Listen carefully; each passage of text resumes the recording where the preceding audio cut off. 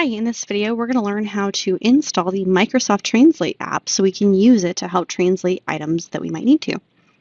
So I am here on my Chromebook, and the first thing I need to do is open up the Play Store. So I'm going to go into the icon down here and click this up arrow to expand all of my apps, and I'm going to look for the app entitled Play Store. Once the Play Store opens, I'm going to come into the search bar here and search for Microsoft Translator. Once I find that app, I can go ahead and click on it and click Install to install that on my device. It'll take just a moment here, so I'll be patient. And once the install finishes, I can go ahead and click Open to open the app.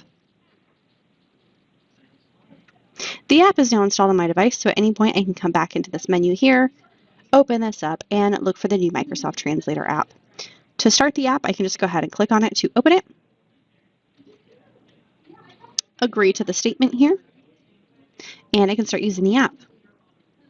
Stay tuned for our next video where you'll learn a little bit more about how to use this app on your Chromebook device. Thank you for watching.